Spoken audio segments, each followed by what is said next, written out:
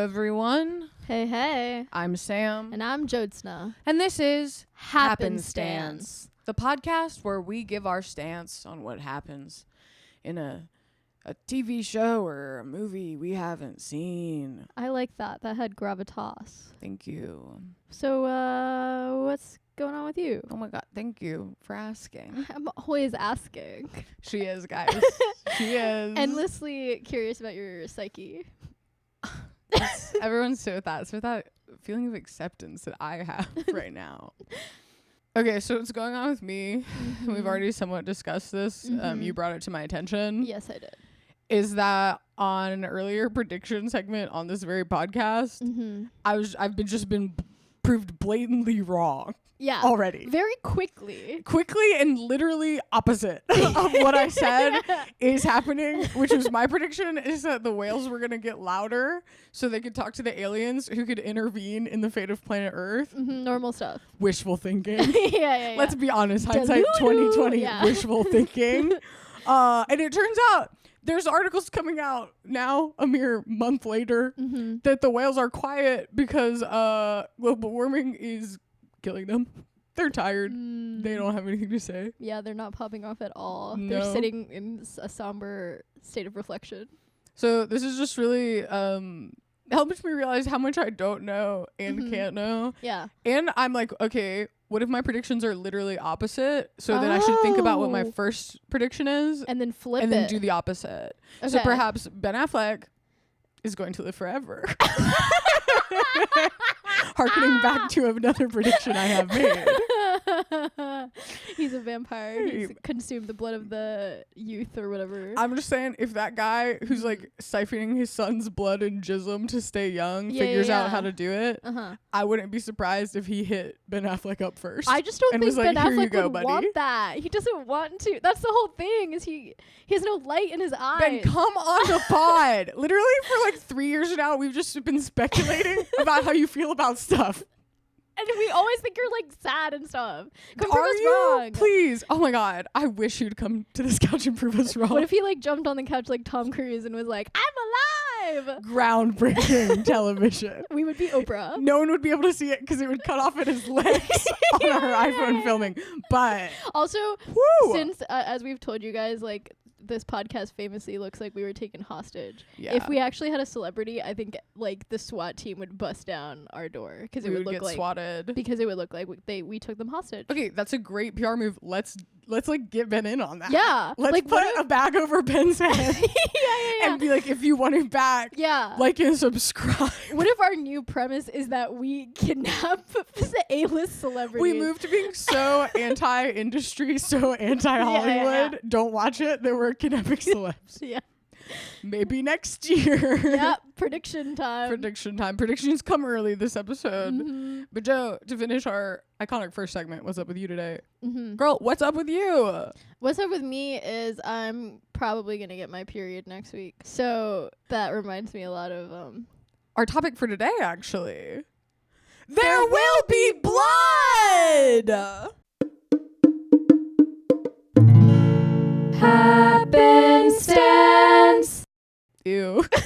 Okay, can I start off by saying that? Ew. Yeah. Why? Well, okay. Why does there have to be blood? See, the thing is, and I wish I hadn't already been spoiled, but I was already spoiled by the information that the blood in There Will Be Blood is not blood. To be fair though, guess what it is based on just my what do we call it? My cultural osmosis. I said, no way is this about blood from a human body. What'd you think it was? All. In what, Texas? I actually know that somewhere too. Dry and nasty. It's California. The opposite of a vagina. Okay, well, actually, California has some beautiful lush parts. California can be vaginal.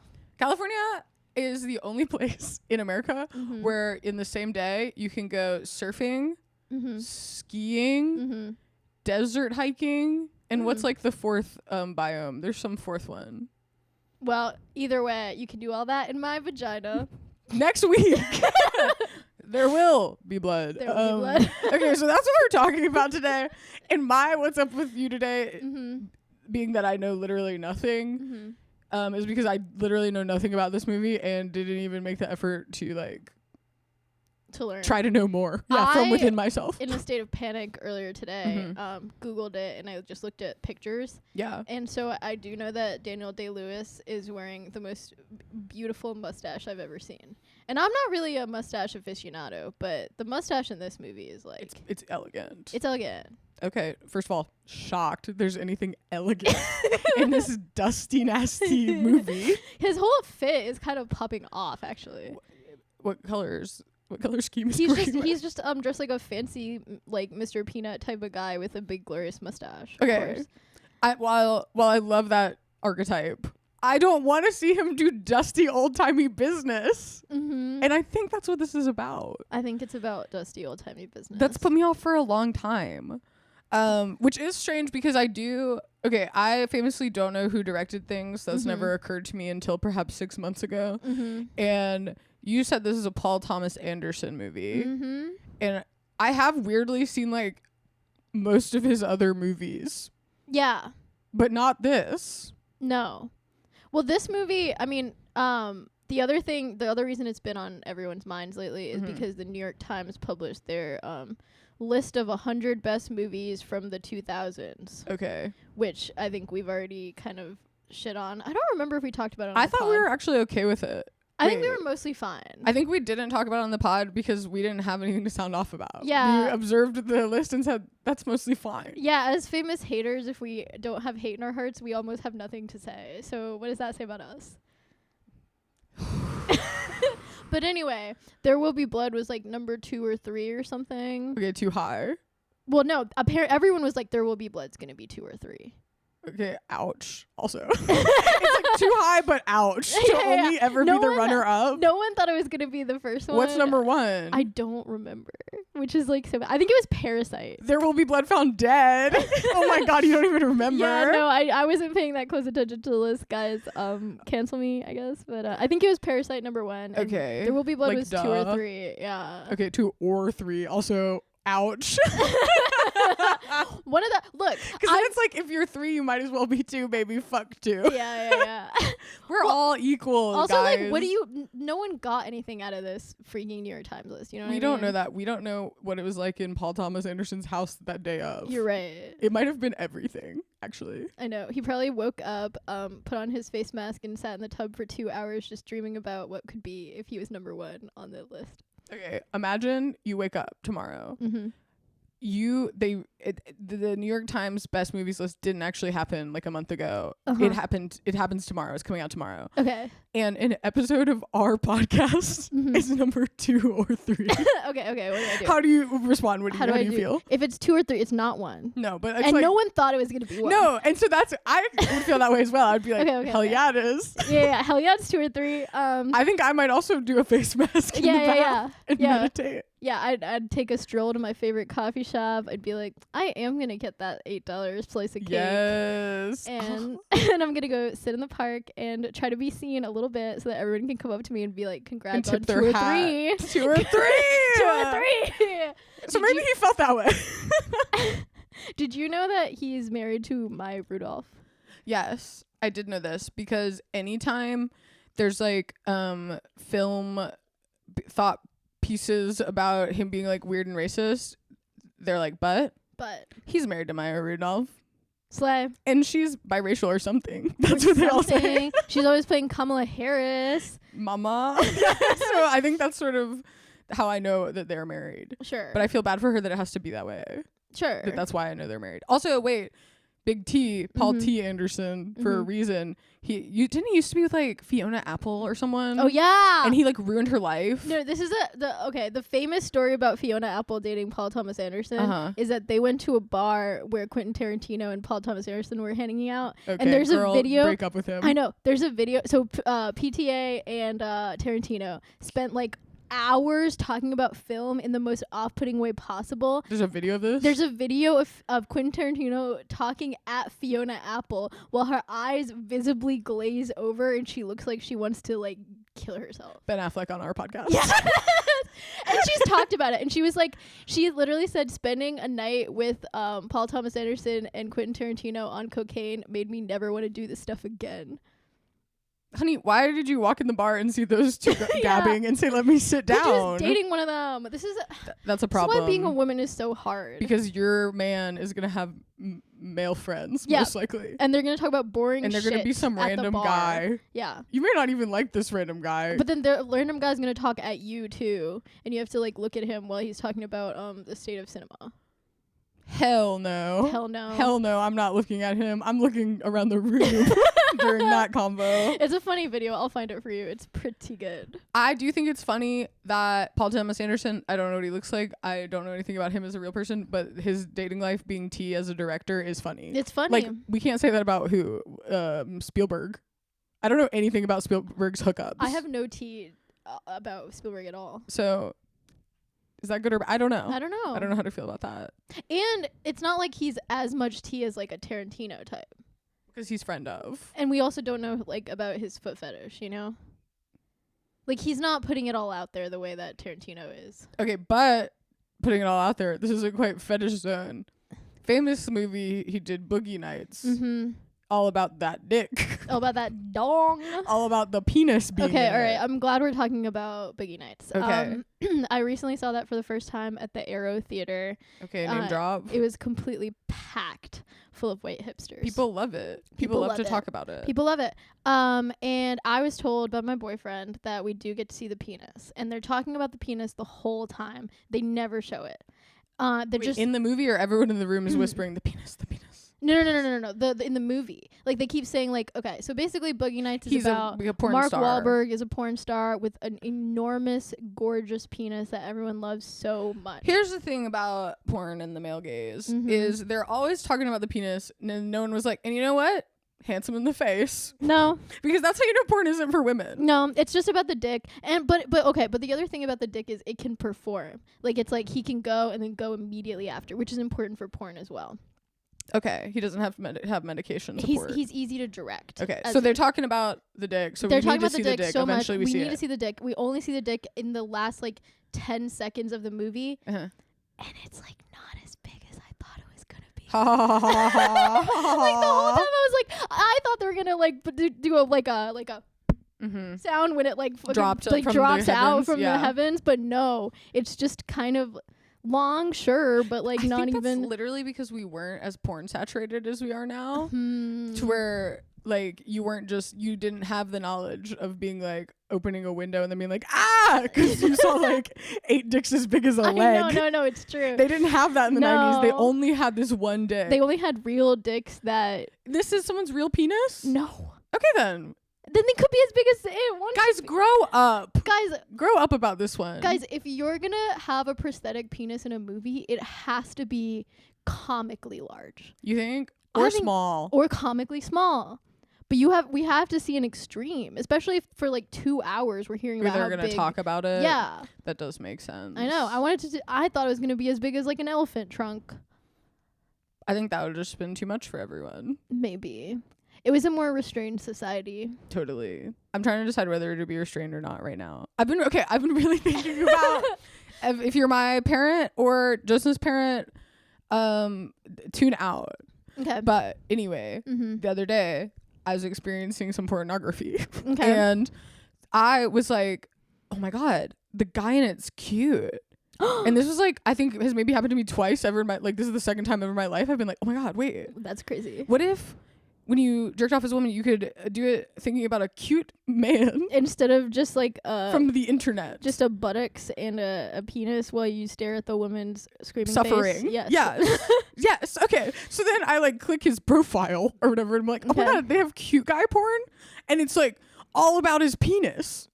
His profile's about his penis too. Everything's like this guy with the really big dick. I didn't even notice anything about his penis because I was so relieved for once to be like, oh my God. A cute guy. His face is up there, everyone. Yeah, that's how I felt. That's actually how I felt. And I was like, that's how you know porn is ultimate male gaze trash. Is because no one's appreciating this nice smile. No. It's all about the woman's body. And not even her face either. No one cares about her nice smile either. No. I'm making a frowny face. You don't even see people smile in porn, do you? It's just No. I think the thing is though, I actually don't even need to watch porn. You know what I need to see for once? People experiencing freaking joy. Yeah. People experiencing wholesome joy. Where is joy porn at? Nowhere. I want to see people frolic in the meadows and feel a stirred in my heart. Me too. And that's better than jerking off. Like in like an allergy commercial, the part where after they take the medication, that's what I'm trying to jerk off to. Like a tampon commercial when they're wearing white pants. When they're playing soccer and wearing white pants. Yeah. Let me see that. That would make me feel something positive for once. Okay, parents, you can listen again, I guess. Sure. But I think they should have listened to that whole thing. It was actually really wholesome and important. Thank you. Don't get tempted and rewind. Parents, if just because Justin said that.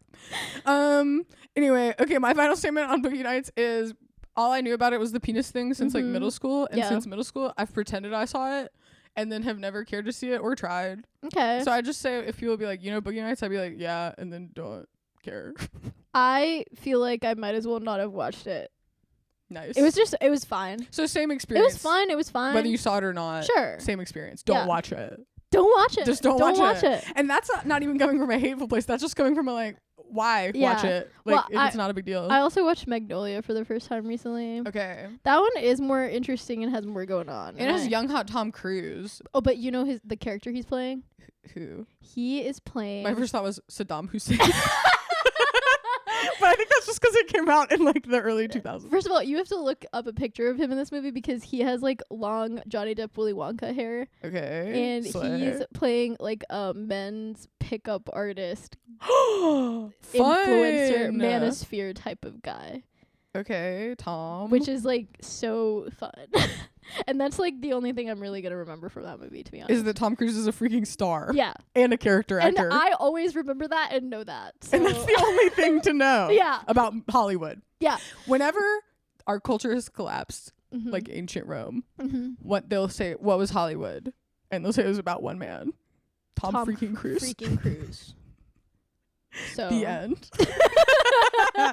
The end. That's all I have to say about that. Yeah. Okay. Blood. There will be it. There freaking will be it. There freaking will be it. Okay. I kind of like, I'll say, you know, I love to chime in on the title of it all. I like that the title of this is like a trailer. Sure. It's like, there's going to be blood in it. It's like, the name of the movie. It's like the name of, you know, like the Friends episodes that are like the one where the thing happened. There will be blood. Yeah. The one where there will be blood. We're getting there. The AI soon will be able to make us a Friends episode that just is There Will Be Blood also. Sure. For our entertainment. And everyone has like 10 fingers on each end. Yeah. Oh, we meant to say this earlier. We're actually using an AI service now to just take our voice and make a podcast episode up. And so that's what you've been listening to. Mm-hmm. The AI thinks that we want to talk about porn mostly. What's up with that? Yeah, that's fucked up, actually. Yeah, that's actually fucked up for saying as the AI themselves. Whatever.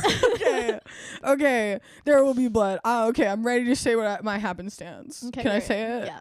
So, my high school English teacher, AP English, in case you were wondering, smarty, made us 3 times in the course of 1 year of AP English watch a clip from a movie that I have always thought was There Will Be Blood.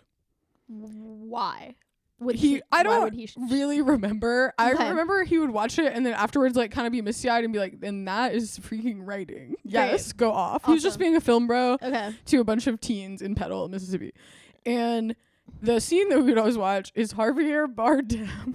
He's not in There Will Be Blood. With a crazy side part bob busting into an old-timey gas station in like Texas or something and like kicking some guy's ass while also displaying symptoms of like autism, like flat face, very like, yes. Did he have like an oxygen tank with him? I don't remember. I just remember the bob because it was crazy. It was like one of those bobs that's like dyed dark cherry red in my memory. That you only see on like older beauty school type women. Right. And he was kicking ass and having autism. Okay. So I always thought that was There Will Be Blood. But I'm pretty sure that's right? No Country for Old Men. Okay, well, what is the freaking difference between those is my question, I guess.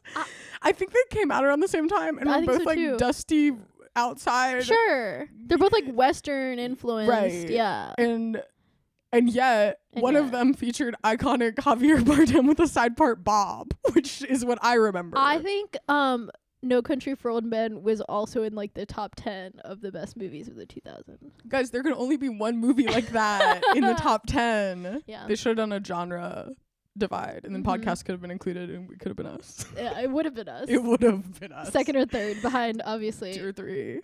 Joe Rogan, number 1. Oh, I thought you were gonna say Parasite. Okay, so basically, I decided not to learn what the other movie is, and just mine is based on Javier Bardem having a bob. Hell yeah. Okay, so I think it's about oil - boring and depressing. Great. That's what I have to say about oil. Hell yeah. Actually, really interesting how oil has shaped our world and continues to. I mean, so Google that. Not even to get into the plastics industry. That's what I'm. I'm throwing shade at the plastics. That's actually what I was doing. Okay. Is throwing shade at the plastics. If only this movie was about that.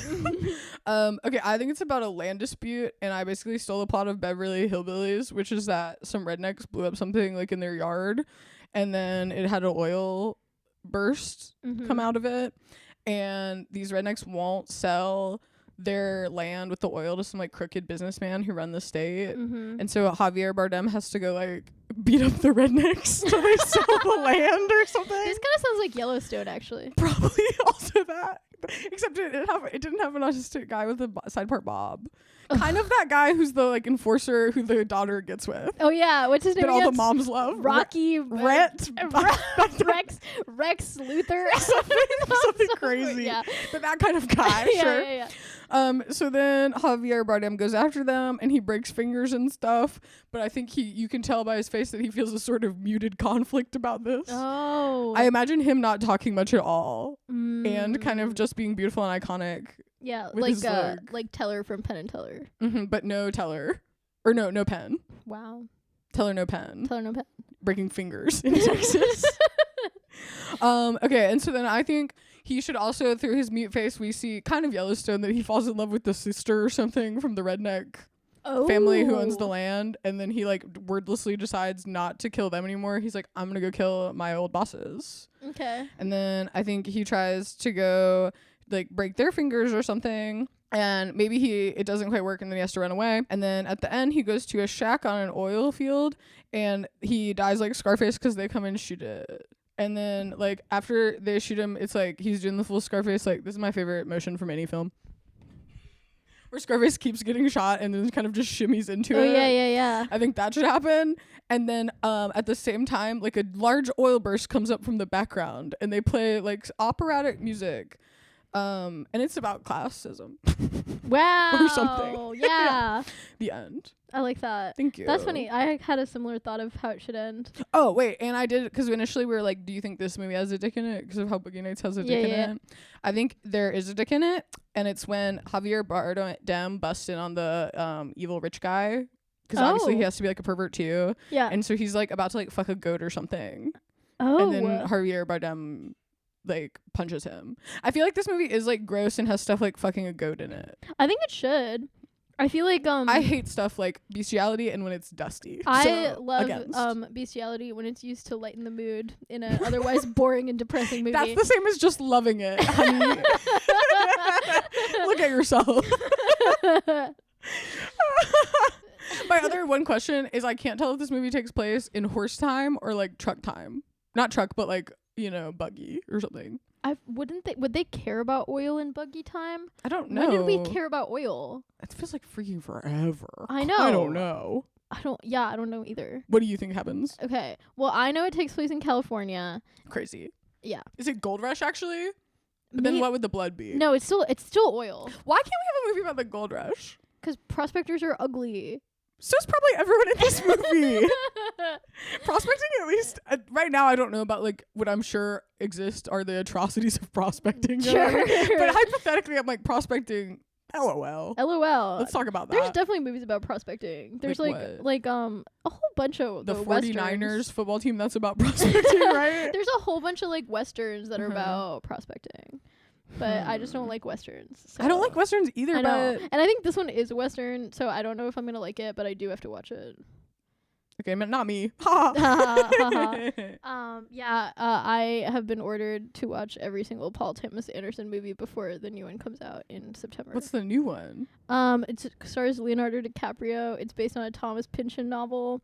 And yeah, those faces are really good, compelling. That's how I feel about it as well. But like, and the trailer looks bad. Just, yeah. What's that one about?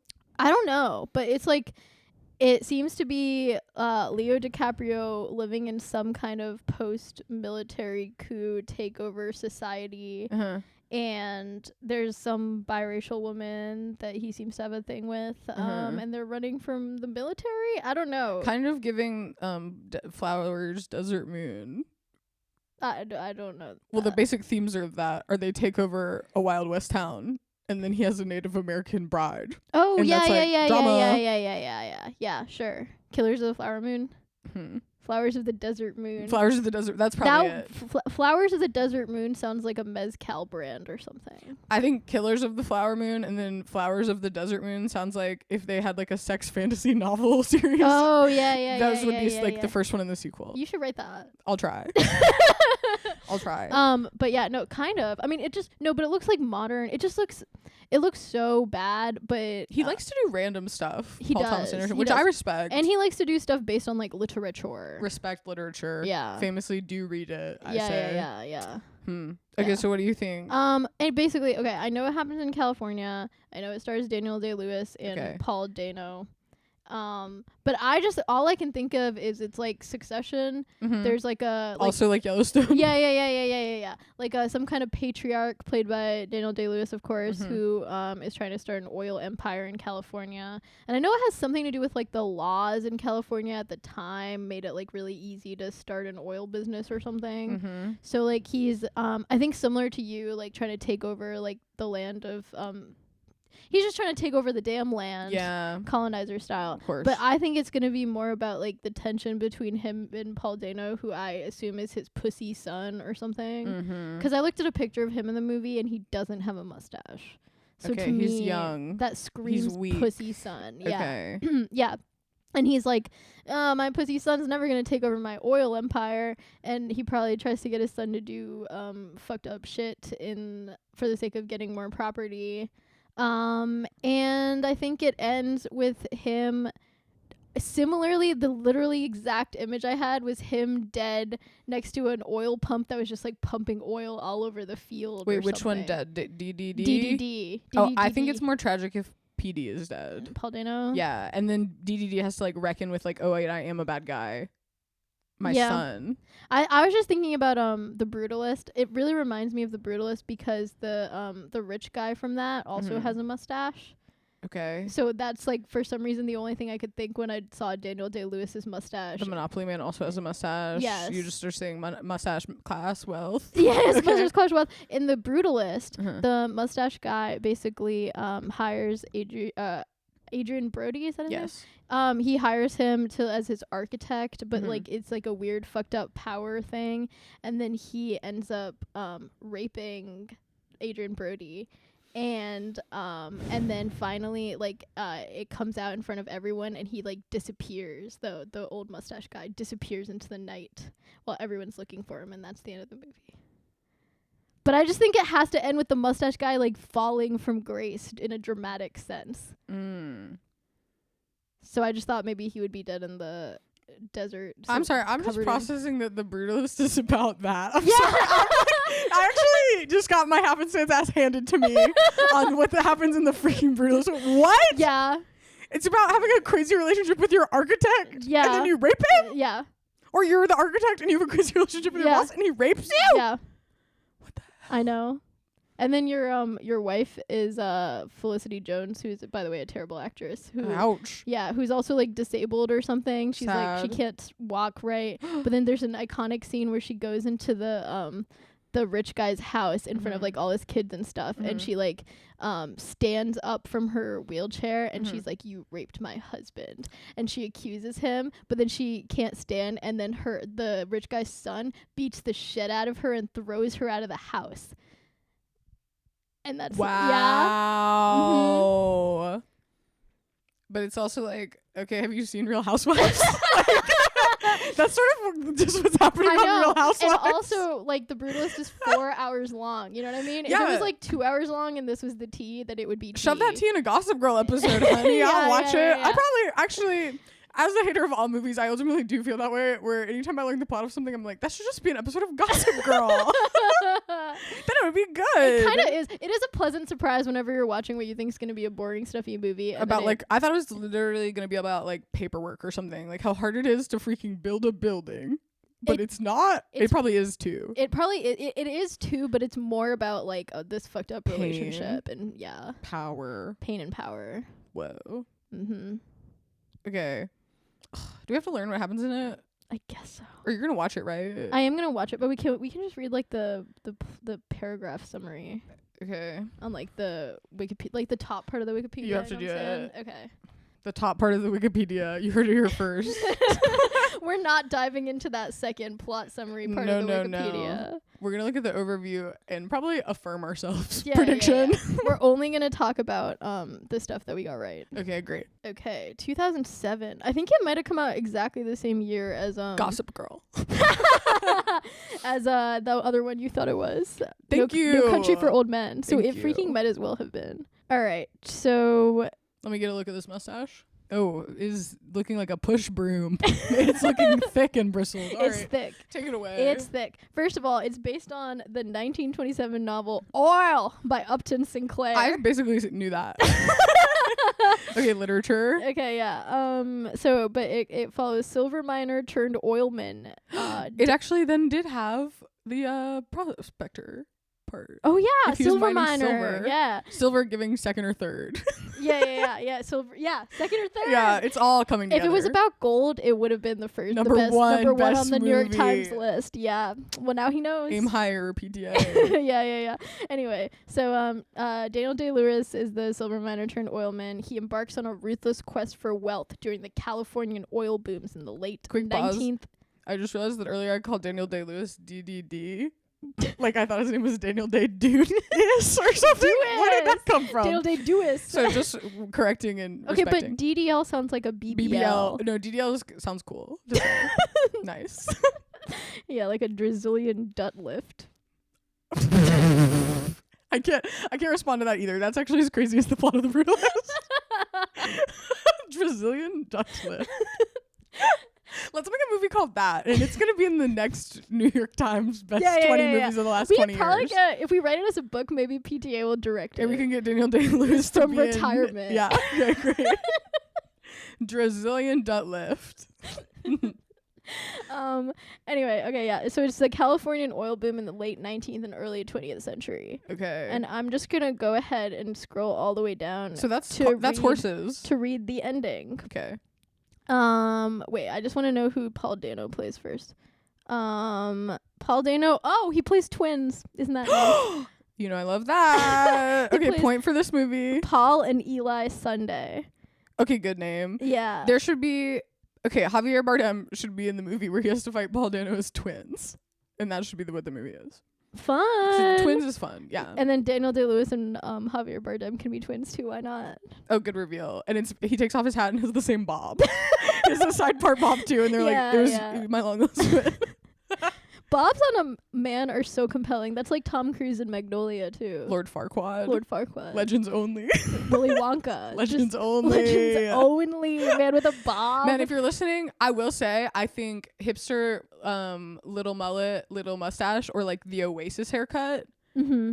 Because we went from mullet to the Oasis boys haircut from like the 90s. Yeah. Where it's like sideburns, tight bangs across. And I think the next thing is Lord Farquaad, male bob with full bangs. Okay. And I don't find any of those hairstyles fuckable at all. Deal with it. Deal with it. Also, wait, that's my prediction for this episode. I'm doing it early. Is that male bobs with the tight little bang are about to be in summer 2026. It's Little Lord season now. Little Lord Fauntleroy. Yes, that's the look. That's the vibe. The LLF look. LLF. Wait, DDL. That's my prediction.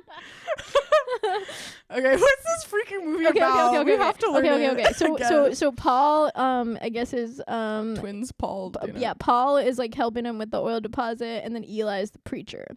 And I'm gonna skip all the way to the end because I don't actually care what happens, and I just want to know who dies and how. Of course, there's a preacher. Yeah. Okay, so Eli, Eli and Daniel Day-Lewis have like some kind of fight where Daniel Day-Lewis chases Eli around the bowling alley and bludgeons him to death with a bowling pin. Okay, pretty fun. They have a bowling alley. Yeah, I didn't know that they could have a bowling alley at this time. Yeah, so that's all I wanted to know was who dies and how. The preacher dies in the bowling alley with a pin. Yes. Cool. And that kind of ties it back to another thing we discussed earlier today, Clue. Oh, yeah. Jordan, so do you want to pop off? I feel like you brought this up because it's still in your heart. It is still in my heart. Jordan, everyone has recently been invited to a game night. No tea, no shade. No tea, no shade. But they're trying to play a complex game, and this is what Jyotsna Suresh had to say about that. I believe that we should only play Clue and Monopoly and all the games that you already know the rules for, so you can be loose with it and have fun for once, instead of sitting around learning the rules for 40 minutes. And I hate learning the rules because guess what? Those rules are only going to be good for the next 40 minutes. Yeah. Do we not have enough rules in this life? Yeah. Why do we need to learn more and then throw them away and just abuse ourselves? It's like learning the freaking driving manual to get a driver's license. What a scam. What a freaking waste of time. When am I ever going to need to know the driving rules? Okay, would you rather go to game night or would you rather go to we all take the driving exam? At least if I know the driving rules, I can like be appropriately mad at other people on the road. Like, I don't know what learning the rules of a board game is going to get me in life. You can be appropriately mad at the other people on the board game. Yeah. That's the point. For like 40 minutes. And then what? And then we're all still together. Ashes to ashes, dust to dust. Dust to dust. So that's what happens in There Will Be Blood. Okay, I made my prediction. Let's just hop to yours. What do you got? What do I got? Yeah, what are you predicting in our famous segment, predictions? Am I predicting? I predict that Daniel Day-Lewis is going to come back from retirement. Okay, I didn't even know he retired. It was like such a big deal. When? I don't. Let's look it up. How old is he? He's 68. Okay. And he retired from acting twice. From 1997 to 2000 and from 2017 to 2024. Wait, he already unretired? That is so funny that he already unretired. That's so He hilarious. just needs some me time. He's starring in Anemone, the first film directed by his son, Ronan Day-Lewis. Okay, so your prediction was right. But also like fake as fuck. What? People need to retire and stay retired. Really? I think it's like when you become retired, a lot of times people are bored and don't know what to do with themselves, like at the house, and they just can't. And so they just write a thing with their son. Yeah. All right. Well, Ronan Day-Lewis probably like maybe, I don't know, he probably doesn't need that. All right. Well, I don't have anything more to say. Okay, and I would just like to, I just said this, but I'm going to say it again with more bitterness. You just made a prediction and were immediately proved right in one scroll down of Wikipedia. Meanwhile, I made a prediction and it's literally proved wrong by multiple articles from scientific sources.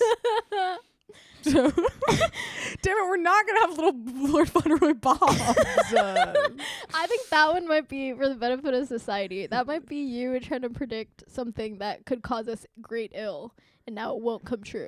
You're right. Maybe I predicted too far. Because I do think I was trying to be positive with the whales thing. Like, I was trying to find a nice workaround. Yeah. And I think maybe I just need to get real. Yeah. I mean, the whole thing about the prediction segment is that lately it's just hard to predict anything positive, you know? Right.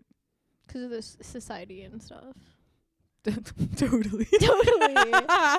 Which, speaking of, like, the society and stuff, it's now time to do our new famous final segment, the denouement. The denouement.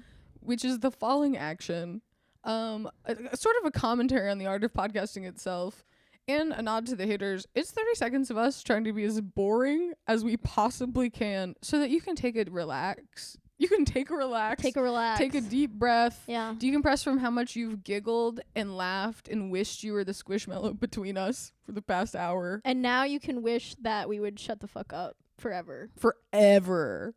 Until because we're going to be so boring. Next step. All right, who wants to be boring first? I think I got a All right, good, let me pull up the clock. We'll get 30 seconds on the clock.